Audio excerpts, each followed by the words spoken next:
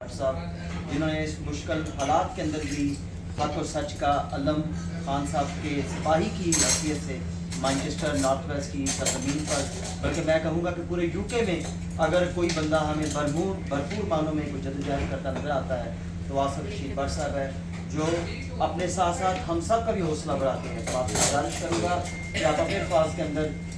آج پاکستان کے موجودہ حالات اور ہمارے آنے والے بزرگ مہمان گرامی ان کے بارے میں اپنے خیالات کا اظہار فرمائیں۔ بسم اللہ الرحمن الرحیم۔ سب سے پہلے ہمارے چیف گیسٹ محترم اظہر صدیق صاحب، باس سپریم کورٹ کے وکیل لیگل ایڈوائزر عمران خان ہمارے قائد کے قریبی دوست بھی ہیں، اور ان کے ساتھ ہمارے لیے انتہائی قابل احترام جو ہمارے چیف گیسٹ ہیں ساتھ آج محترم شہزاد قریشی صاحب کو ایک دفعہ پھر یو کے میں مانچسٹر میں ہم ان کو ویلکم کرتے ہیں۔ اور آج نارتھ ویسٹ کی یہ شہزاد بھائی آج یہ آدھی ٹیم ہے اور کچھ لوگ بزی ہیں، کچھ آ نہیں سکے، لیکن ہماری انشاءاللہ تعالیٰ آنے والے دنوں میں مزید جو ہمارے عہدیداران ہیں ان کے ساتھ بھی آپ کا انٹروڈکشن ہوگا۔ اور میں مختصر بات کروں گا، میری خواہش یہ ہوگی کہ زیادہ سے زیادہ ٹائم جو ہے محترم شہزاد قریشی صاحب کو، اظہر بھائی کو دوں، تاکہ اس وقت پاکستان میں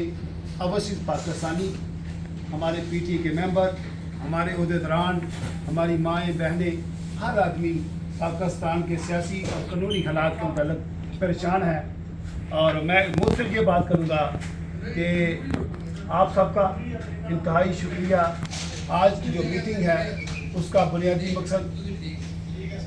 نمبر 1 یہ تھا کہ خان صاحب نے ایک 14 اگست کی کال دی ہمیں، 14 اگست کے حوالے سے ہم نے ومبلڈن روڈ کے اوپر ایک دفعہ پھر ریلی